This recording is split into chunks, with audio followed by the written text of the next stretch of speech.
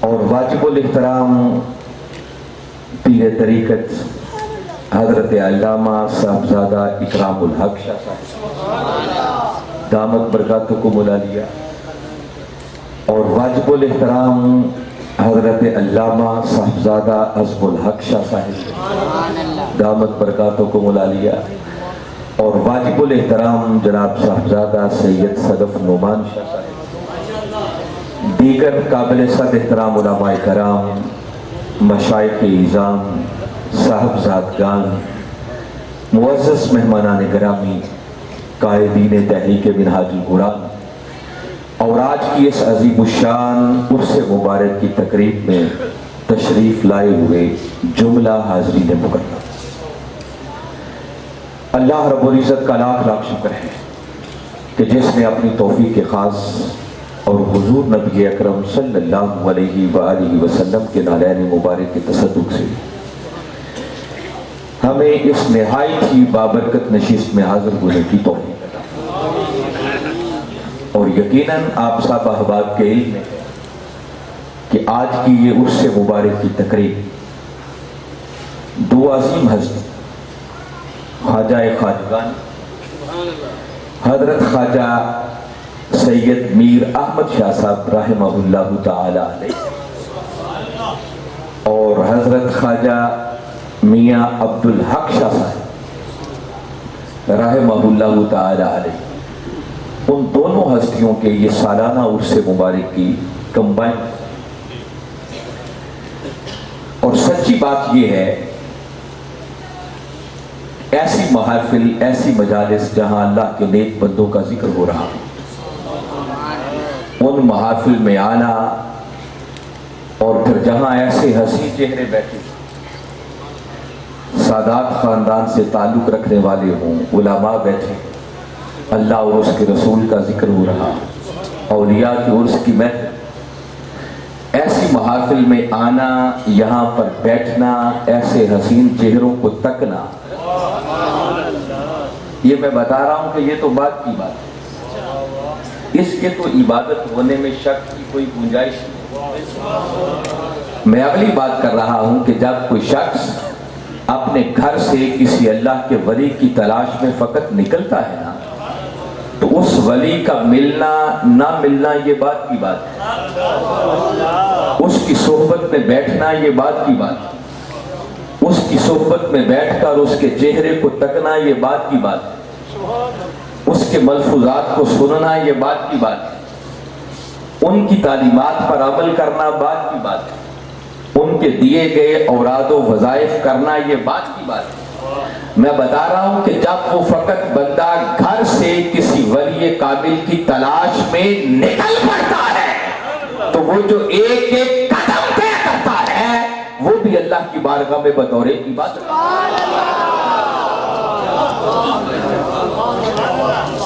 تو آپ کو تو اندازہ نہیں ہے کہ کتنی نسبتیں اس وقت مجھے آپ دور دراز سے سفر کر کے آئے، پھر سفر کر کے اللہ نے آپ کو منزل تک پہنچا دیا ہے، اور پھر کتنے حسین چہرے علماء بھی اور مشائخ اور سادات بھی جلوہ افروز ہیں، پھر اللہ اور اس کے رسول کا ذکر، نیک بندوں کے تذکرے، تو یوں سمجھیں کہ جب سے آپ گھر سے نکلے ہوئے ہیں وہ جو ایک ایک لمحہ گزرا اور ایک ایک قدم طے ہوا اور یہاں جتنا وقت گزر رہا ہے یہ سب اللہ کی بارگاہ میں عبادت ہی عبادت۔ اور یاد رکھیں کہ میں نے یہ جملے ایسے کسی کو خوش کرنے کے لیے یا جوش خطابت میں نہیں کہے، جوش تو آپ نے محترم صابر علی صاغر صاحب کا دیکھا اور وہ آپ کو جوش میں لے آئے، تو میں ابھی جوش میں نہیں ہوش سے یہ بات کر رہا ہوں اور سوچ سمجھ کے بات آپ کو کہہ رہا ہوں جو کہہ رہا ہوں، کیونکہ جس ہستی کے قدموں میں بیٹھ کر خوشہ چینی کی ہے میرے مرشد، میرے مربی، میرے شیخ الاسلام پروفیسر ڈاکٹر محمد طاہر القادری مدث اللہ العالی، اس دور میں وہ ہستی ہیں کہ جنہوں نے اس دور میں پوری دنیا کو علم کی خیرات دی،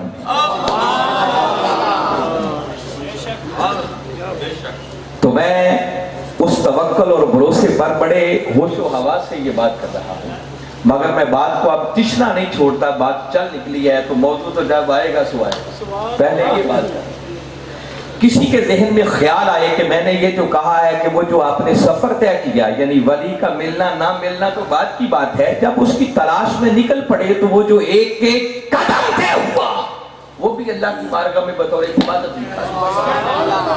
کوئی دلیل؟ دیکھیے میرا تعلق منہاج القرآن سے، اور اگر منہاج القرآن کے لوگوں سے بھی آپ قرآن نہیں سنیں گے تو پھر کہاں سے سنیں گے؟ تو میں چاہتا ہوں کہ دلیل قرآن سے ہو، کیونکہ میرے قائد نے اس دور میں لوگوں کو قرآن اور مصطفیٰ کے فرمان سے بات کرنا سکھایا۔ آپ کبھی سورہ کہف کو پڑھیں، آپ تفصیلات میں جانے کا وقت نہیں، یہ تو بس بات آ گئی تو میں نے سوچا کہ چلیے اس پر کر دیتے۔ حضرت موسیٰ علیہ السلام، میں اس واقعے کی بالکل تفصیل میں نہیں جا رہا، آپ نے سنا ہوگا، بارہا اہل علم لوگ بیٹھے ہیں، صرف جو میں نے بات کیا اس کی سند دینا چاہ رہا کہ موسیٰ علیہ السلام حضرت خضر علیہ السلام کی تلاش میں نکلے، ساتھ حضرت یوشع بن نون، اور تلاش کرتے کرتے جب اس مقام پر پہنچے جہاں دو دریاؤں کی سرزمین ملتی تھی، اور وہ مچھلی جو گھر سے کاٹ کر تل کر بھون کر اپنے ناشتے کے لیے لائے تھے، وہ مچھلی زندہ ہو کر پانی میں کود گئی۔ وہاں اس مقام پر جب پہنچے تو قرآن کہتا ہے فَوَجَدَا عَبْدًا مِّنْ عِبَادِنَا، تو فرمایا اس مقام پر پس ان دونوں نے ہمارے بندوں میں سے اس خاص بندے کو پا لیا۔ کس نے پایا؟ ایک موسیٰ علیہ السلام نے اور دوسرا یوشع بن نون علیہ السلام نے، اور قرآن نے لفظ استعمال کیا ہے فوجدا، تسنیہ کا صیغہ ہے، وجدہ کا معنی ہوتا ہے پانا، اور یاد رکھیں کہ کسی کو پایا تب جاتا ہے جب کوئی کسی کی تلاش میں نکلتا۔ تو قرآن کے یہ کلمات اس بات کی سند فراہم کر رہے ہیں کہ موسیٰ علیہ السلام اور یوشع بن نون خضر علیہ السلام کی تلاش میں نکلے، تلاش میں نکلے تو پایا نا ان کو۔ اب اگلی بات بھی سن لیں، خضر علیہ السلام یہ اللہ کے نبی نہیں ہیں بلکہ اللہ کے ولی۔ بعض لوگوں نے کہا کہ نہیں، خضر علیہ السلام اللہ کے نبی، اور کہا اس لیے اس ڈر اور خطرے کے باعث کہ اگر ان کو ہم نے ولی کہا تو یہ بات عجیب سی لگے گی کہ نبی ولی کی تلاش میں نکلے، جبکہ جمہور اہل علم کا اس بات پر اتفاق ہے کہ خضر علیہ السلام ولی نہیں ہے بلکہ اللہ کے نبی، شان نبی ہی کی زیادہ ہو، اس بات میں کسی شک کی کوئی گنجائش نہیں ہے۔ ولی کو تو جو کچھ ملتا ہے وہ ملتا بھی نبی کے قدموں کے صدقے سے، اس تصور اور سوچ میں کبھی خرابی نہیں آنی چاہیے۔ میں بتا رہا ہوں کہ ولی کو جو کچھ ملتا ہے وہ نبی کے قدموں کے طفیل مل رہا، قدموں کی خیرات مل رہی ہوتی ہے۔ بس کبھی کبھی کی اللہ کا ایسا منشا ہوتا ہے کہ وہ بڑوں کو جب چھوٹوں کے پاس بھیجتا ہے تو ایک سنت قائم کرنا مقصود ہوتا ہے تاکہ آنے والوں کو پتہ چلے کہ اس ہستی کا مقام و مرتبہ ہے۔ چونکہ تاجدار کائنات صلی اللہ علیہ وسلم کے ساتھ ہی جیسے ہی آپ تشریف لائے تو باری تعالیٰ نے نبوت کا دروازہ ہمیشہ کے لیے بند کر دیا، اب قیامت تک کوئی اور نبی نہیں۔ اب وہ ہدایت کا سلسلہ جو پہلے انبیاء کے ذریعے چلتا تھا، ہدایت کا وہی نظام قیامت تک اب اولیاء کے راستے سے چلنا تھا۔ تو باری تعالیٰ نے در ولایت کی اہمیت اور فضیلت اور عظمت کو اجاگر کرنے کے لیے اپنے نبیوں کی ایسی ایسی سنتیں قائم کر دی تاکہ آنے والوں کو پتہ چل سکے کہ در ولایت کی عظمت اور اہمیت کیا ہے۔ تو میں جو بنیادی بات کرنے لگا ہوں ذرا اس پر توجہ کریں۔ قرآن کی میں سند دے رہا ہوں کہ موسیٰ علیہ السلام تلاش میں نکلے، اور موسیٰ علیہ السلام اللہ کے اول العزم رسول ہیں، اللہ کا رسول، اللہ کا پیغمبر، اللہ کا نبی ولی کی تلاش میں نکل رہا ہے۔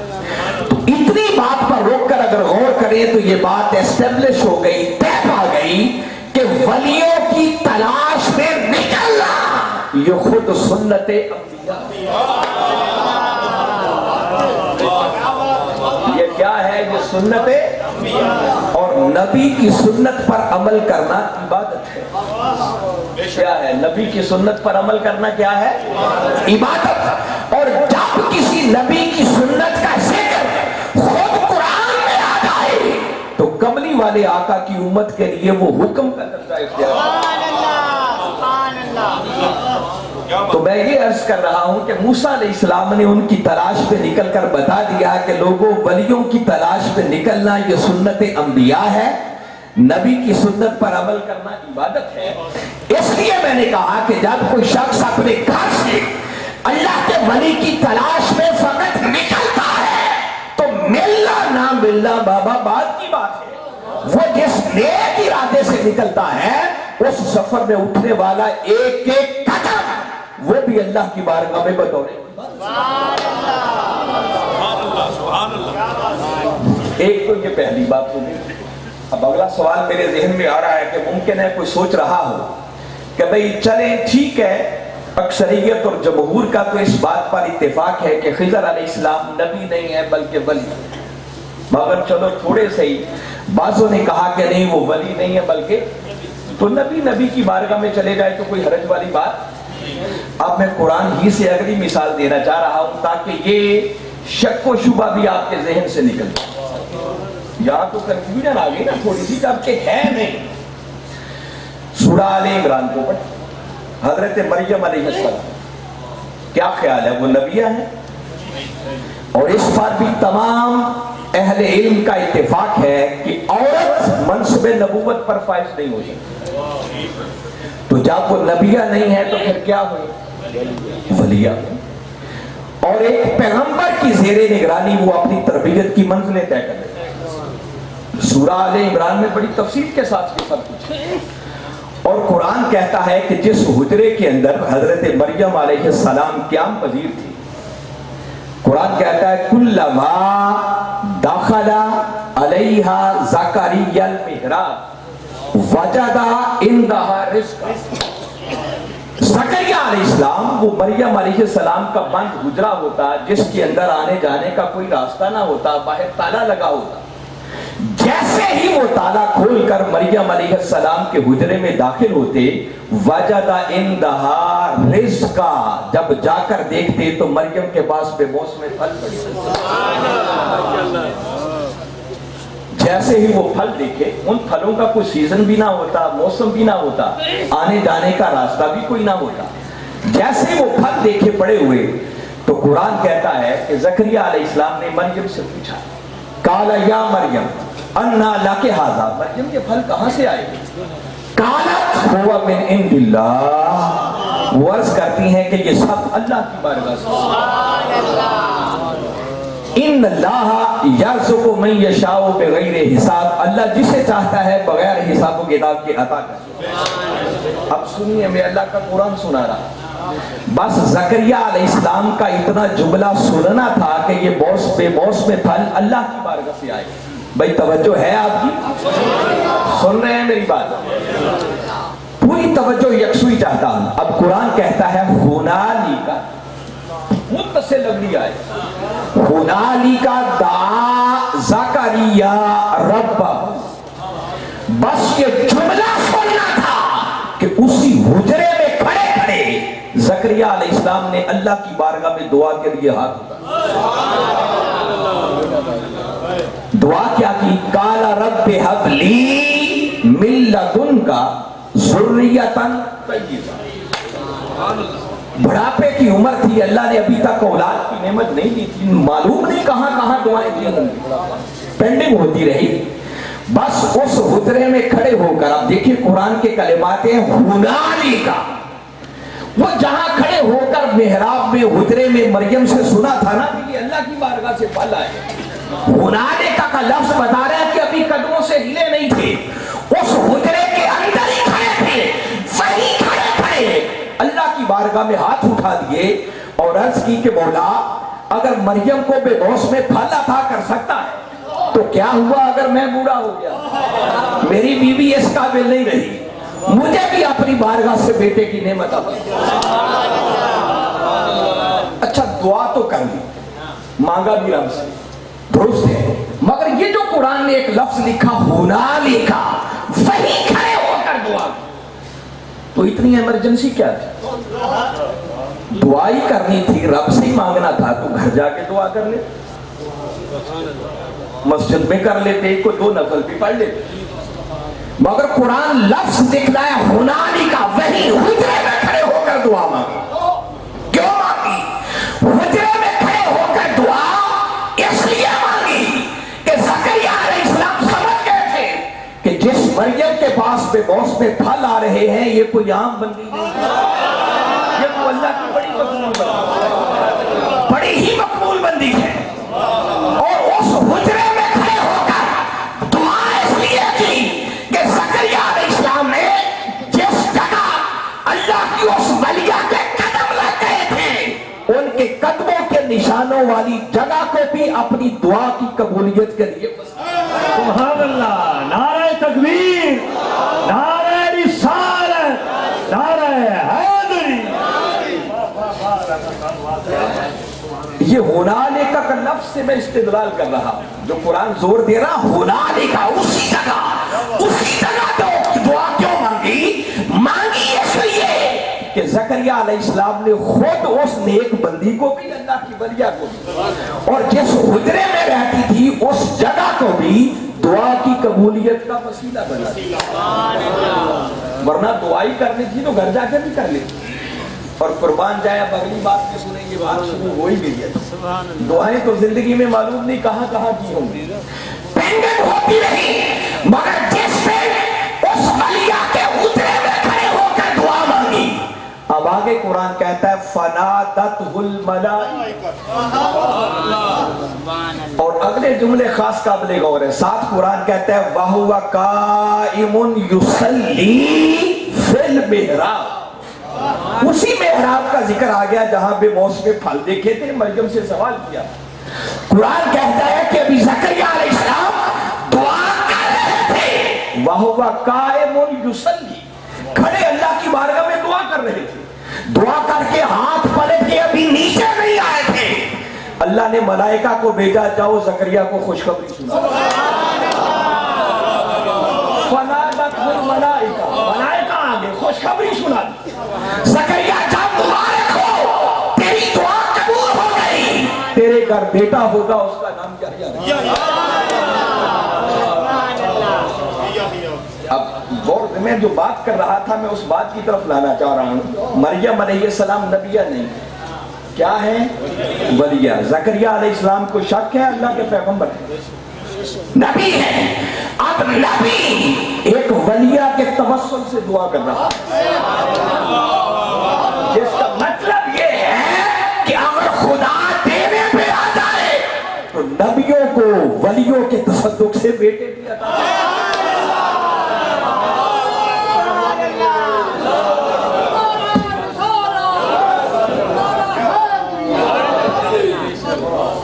یہ نادانی ہے کہ کہے کہ داتا صاحب کیا لینے جاتے ہو، خواجہ اجمیر کی بارگاہ میں کیا لینے جاتے ہو، پاک پتن شریف میں کیوں جاتے ہو، کچا تاندلہ میں کیوں جاتے ہو؟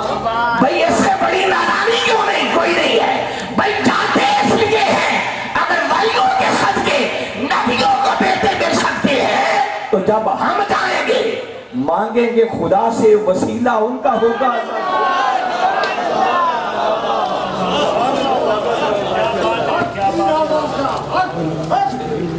دو باتیں ہو گئی، اب ساتھ ایک تیسری بھی سن لیں، اب یہ اس سے بھی بڑی بات سنانے لگا۔ دیکھیے، اب اگر کسی کے ذہن میں آئے کہ یہ جو اللہ تعالیٰ نے قرآن پاک کے اندر اپنے پیغمبروں کی ایسی سنتوں کا ذکر کیا اس لیے تاکہ در ولایت کی اہمیت ہو جائے، شان نبی ہی کی زیادہ ہے، ہمیں سمجھانے کے لیے اللہ نے ان کی سنتیں قائم کی۔ تو کسی کے ذہن میں آئے کہ اگر اولیاء اتنے ہی اونچے ہیں تو کیا ہمارے قبلی والے آقا کی بھی کوئی ایسی سنت کبھی ملتی ہے؟ کوئی کہے کہ ہمیں تو ہمارے آقا کی کوئی بات بتائے، لیکن میں نے پہلے قرآن سنایا، جس کو کوئی مائی کا لال رات آئیے اب کمری والے آقا کی سنت بتا تاکہ کوئی شک و شبہ کی گنجائش باقی نہ رہے، اور یہ بھی کوئی وہ کچی پکی کی روٹی والی کتاب کی بات نہیں سنا رہا، یہ صحیح بخاری شریف۔ میرے آقا صلی اللہ علیہ وسلم کے ایک غلام ہو گزرے ہیں جن کو لوگ اویس کرنی کے نام سے جانتے ہیں۔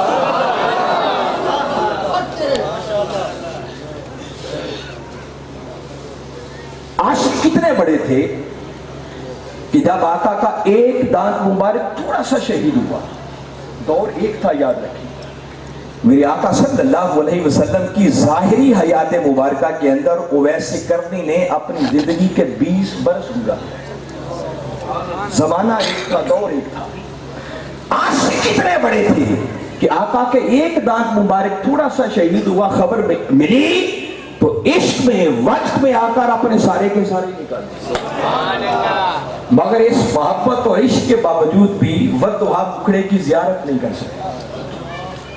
یہ ایک الگ اس کے پیچھے سٹوری ہے کہ وجہ کیا تھی، سبب کیا تھی کہ عاشق اتنا بڑا ہو اور زیارت سے محروم رہے اور 20 سال بھی گزارے۔ اس تفصیل میں گئے تو بات اور لمبی ہو جائے گی، مگر اس کے باوجود کہ ملاقات نہیں ہوئی تھی، میرے آقا کی بارگاہ اقدس میں ان کی شان اور مقام یہ تھا۔ کئی بار ایسا ہوتا میرے آقا جب صحابہ کرام میں اپنے غلاموں میں جلوہ افروز ہوتے تو آپ کرن اور یمن کے علاقے کی طرف منہ کر لیتے اور صحابہ کرام سے فرماتے کہ ادھر بھی میرا ایک غلام رہتا ہے، جب ادھر سے ہوا آتی ہے تو میرے سینے کو ٹھنڈک ہوتی ہے۔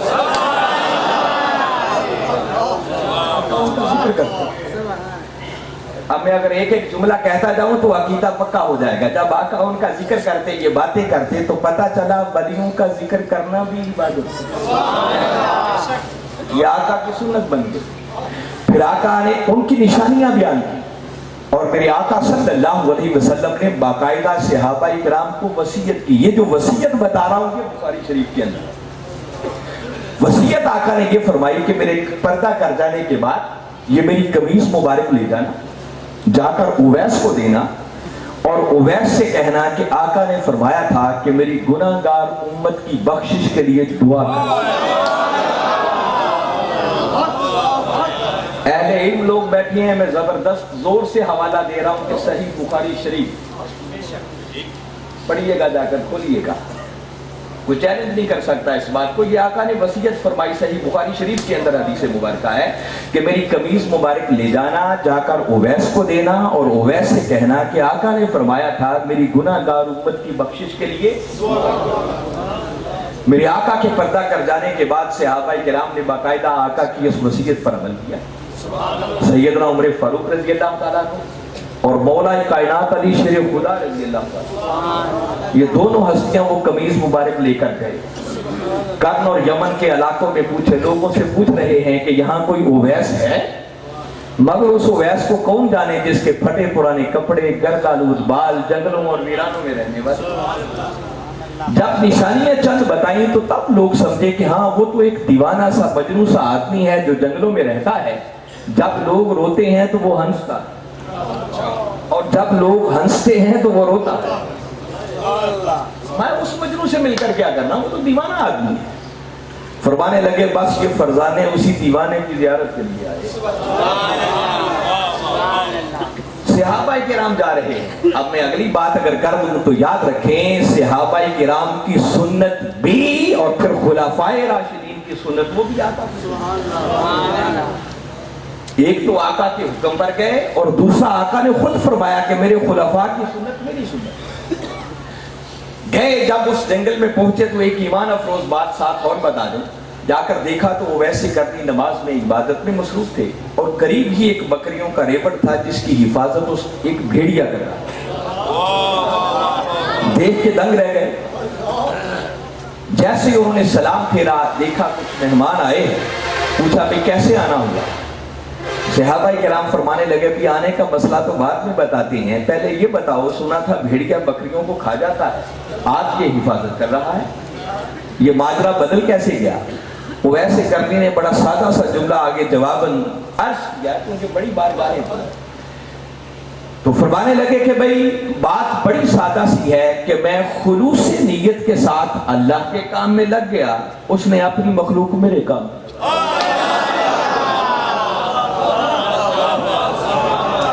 اخلاص بڑی چیز ہے. کبھی مولا کے ساتھ یہ سودا کر کے دیکھو، پھر تمہارے بگڑے کا آج وہ کیسے سنبھالتا ہے. ہم کہتے ہیں نہیں، اپنے کام خود ہی کریں، اور جتنا زور خود پہ دیتے ہیں اتنا ہی بگاڑ لیتے ہیں. یہ آپ باتیں اور نہ نکلتی چلی جائے، میں وہیں رہنا چاہ رہا ہوں. خیر، آپ چشم تصور میں لائیں، تفصیلات میں کیا جانا کہ جب اس عاشق کو خبر ملی ہوگی کہ یہ عمر فاروق اور مولا کائنات علی شریف خدا ہے اور آقا نے ان کو بھیجا ہے، آقا کی وصیت پر عمل کرتے ہوئے آئے ہیں اور آقا کی قمیص مبارک ان کے سامنے آئی ہوگی، تو چشم تصور میں لائیں اس عاشق پر کیا بیتی، کیا ہوئی. دیر تک پوچھتے رہے کہ عمر علی بتاؤ میرے آقا تمہارے پاس آتے کیسے تھے، جاتے کیسے تھے، اٹھتے کیسے تھے، بیٹھتے کیسے تھے، باتیں کیسے کرتے تھے، آقا کے بدوہا مکھڑے کی صورت، حسن کا عالم کیا تھا. معلوم نہیں کیا کیا کچھ پوچھا ہو. جب سارا کچھ پوچھ چکے تو اینڈ پر اویس کرنی نے ایک ایسا سوال کر دیا کہ وہ صحابہ کرام بھی تعجب کرنے لگے اور اچانک پوچھتے ہیں کہ عمر علی بتاؤ تم نے کبھی میرے آقا کو دیکھا بھی تھا؟ یہ عجیب سوال ہے. پلٹ کے فرمانے لگے کہ گھنٹوں سے تو تمہیں بتا رہے ہیں کہ آقا کیسے آتے جاتے تھے، کیسے باتیں کرتے تھے، صبح و شام ان کی مجلس میں بیٹھتے تھے، ہم تو نظارہ کرتے تھے. فرمانے لگے نہیں، جو کچھ تم نے دیکھا وہ تو سایہ تھا، حقیقت تو وہ تھی جو اللہ نے کسی پر ظاہری نہیں کی اور کسی آنکھ میں اتنی تاب ہی نہیں تھی کہ حقیقت مصطفیٰ کو تک. خیر، میں بات کو اور مختصر کرتے ہوئے جو بات کرنا چاہ رہا ہوں، پھر انہوں نے آقا کا پیغام پہنچایا کہ اویس، آقا نے فرمایا تھا کہ اویس سے کہنا کہ میری گناہ گار امت کی بخشش کے لیے دعا کر. اویس کرنی رضی اللہ تعالیٰ عنہ نے آقا کی عطا کردہ قمیص مبارک لی، اپنے سامنے رکھا اور اللہ کے حضور سجدے میں چلے. نماز کا سجدہ نہیں، دعا کے لیے سجدے میں. اور کسی کے ذہن میں خیال آئے کہ وہ قمیص مبارک سامنے کیوں رکھی، تو یاد رکھیں اویس کرنی نے اپنی دعا کی قبولیت کے لیے وسیلہ پھر کملی والے آقا کی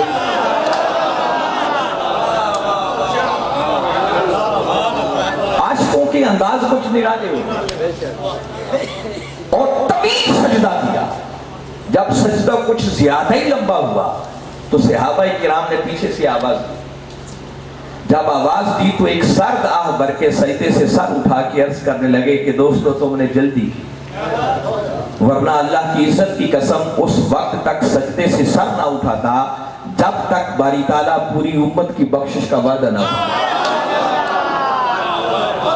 مگر بخاری شریف کے اندر میرے آقا نے جب وصیت فرمائی تھی تو ساتھ لکھا اور فرمایا کہ اس ایک اویس کی دعا سے باری تعالیٰ فلاں قبیلے کی بکریوں کے بالوں کی تعداد کے برابر میری گناہ گار امت کی بخشش.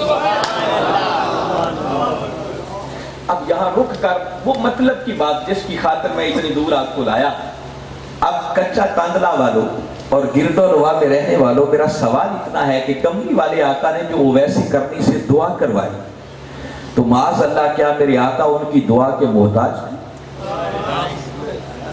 کیا کہیں گے معاذ اللہ اویس کرنی کی شان آقا سے بڑھ گئی؟ جی، کائنات میں کوئی آقا سے بڑھ کر بھی دعا کرنے والا ہے؟ اور کوئی ہے جس کی دعا آقا سے بڑھ کر قبول ہوتی ہوگی؟ تو سوال یہ ہے کہ جب آقا سے بڑھ کر دعا کرنے والا بھی کوئی نہیں، ان سے بڑھ کر کسی کی دعا قبول بھی نہیں ہوتی، تو پھر آقا نے اویس کرنی سے دعا کروانے کا حکم کیوں دیا، وصیت کیوں فرمائی؟ بھئی اس کا جواب سوائے اس کے اور کچھ نہیں کہ آقا سے بڑھ کر تو دعا کرنے والا کوئی نہیں، اس سے بڑھ کر دعا بھی کسی کی قبولیت نہیں ہوتی. تو آقا نے اویس کرنی سے دعا اس لیے کروائی تاکہ رہتی دنیا تک آنے والی انسانیت کو پتہ چل جائے کہ ولی सुन्नत मुस्तफा। नारे रिसालत, नारे रिसालत। आका अपनी ये सुन्नत कायम करना चाह रहे थे ताकि लोगों को पता चले कि वलियों की शान क्या है और मकाम क्या है। इसलिए मैंने कहा कि खुश नसीब हैं आप लोग जिन्होंने नीयत की होगी, इरादा किया होगा, सफर किया होगा, न जाने कहां कहां से आप लोग आए होंगे, और फिर इतनी मुबारक मजलिस आपको मिली। तो जब तक भी बैठें इस नीयत के साथ और पूरे कामिल यकीन के साथ बैठे कि एक एक लम्हा भी अल्लाह की बारगाह में बतौरे। ये बात तो आ गई है बाइबल, क्योंकि शाह साहब से मैंने पूछा मौजूद, उन्होंने कहा राना साहब आपकी मर्जी में मर्जी बयान। मैंने कहा वक्त कितना खिताब करने का, उन्होंने कहा ये भी आपकी मर्जी, जितनी देर मर्जी। वह मालूम नहीं है कब तक तन से बैठे रहे, थक तो नहीं गए। माशाअल्लाह। मैंने फैसला ये किया था कि ये अजीब इत्तेफाक है कि आज की उर्स मुबारक की तकरीब शाबानुल मुअज्जम के महीने में एक ऐसी घड़ी और ऐसे वक्त में हो रही है कि आने वाली अगली रात शब बरात की रात, और ये वो रात है जिसको कुरानी कलेमात की रोशनी में बारी ताला ने बरकत वाली रात फरमाया। क्या फरमाया है? बरकत वाली रात। और देखें, किसी चीज को बरकत वाली कहना, आप कहें, मैं कहूं, शाह साहब कहें, तो ये कुछ और बात है। और जरा चश्मे तसव्वुर में लाएं उस रात की बरकतों का आलम क्या होगा जिस रात को वो खुदा होकर बरकत वाली रात। जरा कभी चश्मे तसव्वुर में लाएं, जिस रात को खुदा बरकत वाली रात कहे तो उस रात की बरकतों का, आजमतों का आलम क्या। तो कल वो बरकतों वाली रात आ रही, मालूम नहीं है आइंदा जिंदगी के अंदर ये लम्हे नसीब हों या ना। तो मैंने अपनी जिम्मेदारी समझते हुए मुनासिब समझा, क्योंकि पुरानी हुक्म है, फरमाया वज़क्किरहुम बिअय्यामिल्लाह। मूसा अलैहिस्सलाम को हुक्म दिया था बारी ताला ने कि मूसा अपनी कौम को, अपनी उम्मत को अल्लाह के दिन याद दिलाया करो। और कमरी वाले आका सल्लल्लाहु अलैहि वसल्लम की शान बयान की तो 30वें पारे में फरमाया ज़क्किर, महबूब को याद दिलाइए, इन्नमा अंत मुज़क्किर, कि आप तो वह ही याद दिलाने वाले। आका की मुख्तलिफ शानों में से एक शान शान मुज़क्किरियत है। इंसान है ना, इंसान का लफ्ज निस्यान से निकला है, भूल जाने वाला। तो फरमाया महबूब हमने आपको इन भूले हुए लोगों को बार बार याद दिलाने वाला बना।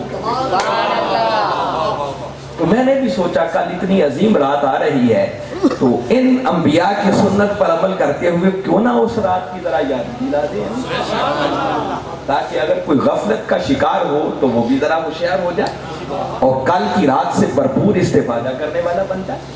क्योंकि ऐसे लोगों की कमी नहीं है जो बड़े मुगालते भी पैदा करते हैं, और बिलखुसूस शब बारात की निस्बत तो ऐसे लोग बहुत आपको मिल जाएंगे। यूट्यूब खोलेंगे ना तो कई ऐसे मौलवी मिल जाएंगे जो कहेंगे ये सिवाय बिदअत की और कुछ नहीं है। कुरान और हदीस में इस रात की फजीलत का कहीं जिक्र नहीं है। याद रखें, ऐसी बात वही नादान कर सकता है जिसका कुरान और रसूल के फरमान से कोई ताल्लुक नहीं, जिसका इल्म से कोई ताल्लुक नहीं। अगर थोड़ा सा भी कुरान और फरमान मुस्तफा से ताल्लुक रखने वाला होता तो कभी जुबान पर ऐसा जुमला। तो मैंने सोचा कि फिर वो तौबा की रात है, तो आप ये आस्ताने पर दूर दूर से लोग आए होंगे, तो कुछ समझने का पैगाम देना। तो मौजू तो असल में वो है जो मैंने आयत पढ़ी। तो ये तो बस वो शुरू में मैंने बात की, तो बस ये चंद बातें होंगी। अब मैं ज्यादा तफसील में पहले हिस्से में नहीं जाऊंगा, मगर बस एक आयत करीमा और उसके बाद एक या दो अहादीस मुबारका सुनाकर फिर असल मौजू पे आपको ले आऊंगा, और ये मौजू ही का हिस्सा समझे आप। उस रात की फजीलत का आलम क्या है? सूरह अद-दुखान, कुरान पाक का 44वां सूरा, उसकी इब्तिदा ही बारी ताला ने यहां से की। फरमाया हा मीम یہ حروف مقطعات ہیں، یہ ایک الگ سبجیکٹ ہے، اس کی تفصیل میں بھی نہیں جاتا۔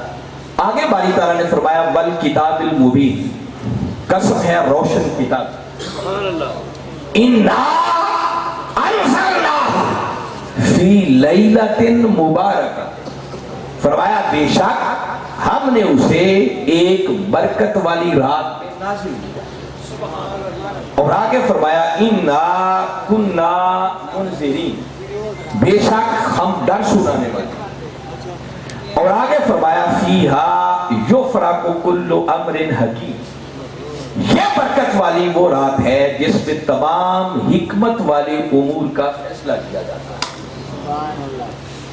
اس پر مفسرین نے لکھا ہے، دو آراء ہیں، میں بڑا شارٹ کرتے ہوئے جیسا آپ کو سمجھاتا ہوں، زیادہ علمی بحث میں نہیں جاؤں گا، کوئی سننا چاہے تو حضور شیخ الاسلام کا بڑا علمی اور ایمان افروز اس پر خطاب ہے۔ بعض اہل علم نے کہا کہ جس رات کو برکت والی رات کہا جاتا ہے، اس برکت والی رات سے مراد لیلۃ القدر۔ کون سی رات ہے؟ ان سے پوچھا تمہاری دلیل کیا ہے؟ انہوں نے کہا ہماری دلیل اللہ کا قرآن، اور وہ دلیل اس لیے ہے کہ انہوں نے کہا کہ جس رات کو برکت والی رات کہا، اس سے پہلے باری تعالیٰ نے روشن کتاب کی قسم کھائی، والکتاب المبین، قسم ہے روشن کتاب کی۔ روشن کتاب سے مراد کیا ہے؟ اللہ کا قرآن۔ اور آگے باری تعالیٰ نے فرمایا انا انزلناہ فی لیلۃ مبارکہ، کہ بے شک ہم نے اس روشن کتاب کو برکت والی رات میں نازل کیا۔ آگے وہ کہتے ہیں کہ قرآن کی تفسیر خود قرآن کر رہا ہے کہ جس رات میں قرآن اترا وہ رات کو لیلۃ القدر، سورہ قدر میں کہا نا انا انزلناہ فی لیلۃ القدر، کہ بے شک ہم نے اسے قدر والی رات میں نازل کیا۔ وما ادراک ما لیلۃ القدر، فرمایا تمہیں کیا خبر کہ وہ قدر والی رات کیا ہے، اور فرمایا لیلۃ القدر خیر من الف شہر، یہ قدر والی رات وہ ہے جو 1000 مہینوں سے بھی افضل، اور یہ لیلۃ القدر وہ ہے جو رمضان المبارک کے آخری عشرے کی کوئی طاق رات ہوتی ہے، اور بالعموم وہ 27ویں رات ہے۔ انہوں نے کہا جس رات کو برکت والی رات کہا گیا ہے یہ تو لیلۃ القدر ہے جو رمضان میں آتی ہے، اس بات میں شک نہیں ہے کہ لیلۃ القدر برکت والی رات ہے۔ بھئی وہ رات برکت والی کیوں نہیں ہوگی جو 1000 مہینوں کی راتوں سے بھی افضل ہے؟ انہوں نے یہ دلیل دی، سارا آنکھوں پر اس بات کو بھی نظر انداز نہیں کیا جا سکتا۔ دوسرا طبقہ انہوں نے کہا کہ نہیں، جس رات کو برکت والی رات کہا گیا ہے اس رات سے مراد شعبان کی 15ویں رات ہے جس کو شب برات کہا جاتا ہے۔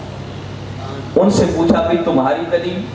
انہوں نے کہا ہماری دلیل بھی قرآن ہے، کیونکہ جو بات کرتا ہے وہ دلیل کے بغیر انہوں نے کہا بھی آپ کی دلیل قرآن میں کیا ہے؟ انہوں نے کہا اسی آیت سے اگلی آیت پڑھی، باری تعالیٰ نے خود اس برکت والی رات کو ڈیفائن کیا، تعریف کی، اس کو بتایا کہ یہ برکت والی رات ہے۔ اس سے اگلی آیت میں فرمایا یہ برکت والی رات وہ ہے فیہا یفرق کل امر حکیم، فرمایا یہ برکت والی رات وہ ہے جس رات میں جملہ حکمت والے بڑے بڑے امور کا فیصلہ کیا۔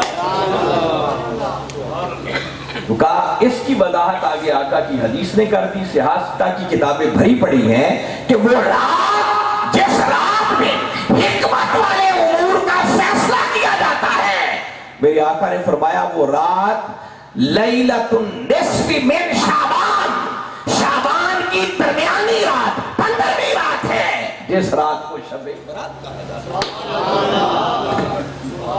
جب انہوں نے یہ دلیل دی کہ بھئی اگلی آیت بتا رہی ہے کہ اس میں چونکہ حکمت والے امور کا فیصلہ ہوتا ہے اور آقا بتاتے ہیں کہ وہ رات شعبان کی 15ویں رات ہے، اگلا سوال ذہن میں آیا کہ اچھا یہ دلیل تو تمہاری ہو گئی، مگر وہ جنہوں نے کہا تھا لیلۃ القدر اور پہلی آیت کو دلیل بنایا تھا تو اس کا جواب تمہارے پاس کیا ہے؟ میری بات سمجھ آ رہی ہے؟ کیونکہ ہم چند ذوق والی باتوں میں بڑے اچھل کود کرتے ہیں، اور جب سمجھنے والی بات آتا ہے تو پھر بنا ہونا ایسے ہی چاہیے کہ سمجھنے والی بات کو توجہ سے سمجھا جائے. اور میں امید کرتا ہوں کہ آپ یہ توجہ سے سن رہے ہیں, بڑی غور سے اس کو سننے کی ضرورت بھی ہے. ان سے پوچھا کہ اگر یہ 15ویں شعبان کی رات ہے تو وہ جو پہلے لوگوں نے کہا تھا کہ اس سے مراد لیلۃ القدر ہے, چونکہ قرآن کہتا ہے کہ اس رات میں ہم نے روشن کتاب کو نازل کیا, تو اس بات کا جواب کیا؟ انہوں نے کہا بھئی سادہ سا اس کا جواب یہ ہے کہ یہ جو باری تعالیٰ نے فرمایا اِنَّا أَنزَلْنَاهُ فِي لَيْلَةٍ مُبَارَكَةٍ, کہ ہم نے اس روشن کتاب کو برکت والی رات میں نازل کیا. انہوں نے کہا کہ برکت والی رات میں نازل کرنے کا معنی یہ ہے کہ باری تعالیٰ فرما رہے ہیں کہ ہم نے اس رات میں قرآن کو نازل کرنے کا فیصلہ کیا. اور قرآن کے نازل کرنے سے بڑھ کر حکمت والا کام کیا ہو سکتا ہے؟ اس سے بڑا بھی کوئی حکمت والا اور بڑا کام ہو سکتا ہے؟ تو قرآن کے نازل کرنے کا فیصلہ شعبان کی 15ویں رات کو ہوا, اور جس رات میں پریکٹیکلی لوح محفوظ سے بیت العزت پر یک بار سارا قرآن اترا, وہ لیلۃ القدر, وہ رمضان کے آخر.